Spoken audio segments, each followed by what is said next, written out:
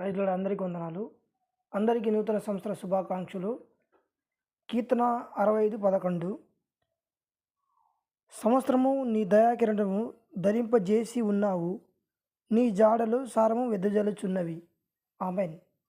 దేవుడు మనకు ఇచ్చిన ఆయుస్సు బట్టి ఈ 2025 నుంచి 2026లో వచ్చేసాం. ఈ మనం పుట్టిన మొదలుకొని ఈ రోజు దాకా, ఈ క్షణం దాకా మనం బ్రతికున్నామంటే దేవుని యొక్క దయ.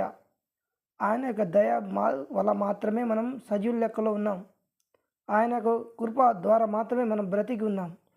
మనం ఏదో గొప్పవాళ్ళం కాదు, మనం ఏదో ఆరోగ్యవంతులం అని కాదు, మనం ఏదో జ్ఞానవంతులం కాదు, మనం ఏదో గొప్పవాళ్ళమని కాదు, కానీ దేవుడు తన కృపలో మనల్ని సజీవుల లెక్కలో ఉంచాడు.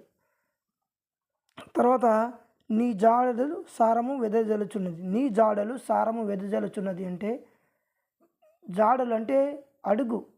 దేవుని యొక్క అడుగులో మనం ఎప్పుడైతే ఆయన మార్గంలో ఆయన బాటలో మనం సాగిపోతామో, సారము కలిగిన నేలలో మంచి పంట ఏ విధంగా అయితే పండుతుందో, దేవుని యొక్క మార్గంలో మనం సాగినప్పుడు, నడిచినప్పుడు, దేవునితో మనం నడిచినప్పుడు మన యొక్క ఆత్మీయ పంట, మన కుటుంబంలో ఉన్న ఆర్థిక పంట దేవుడు ఆశీర్వదిస్తాడని ఈ యొక్క మాట ద్వారా దేవుడు మనతో సూటిగా మాట్లాడుతున్నాడు. కాబట్టి ఈ 2026 సంవత్సరం అంతా దేవుని యొక్క కృపలో ఆత్మీయంగా మరి ఆర్థికంగా ఆశీర్వాదం పొందాలని యేసుక్రీస్తు నామములో అందరికీ దీవెనలు శుభములు కలుగునుగాక.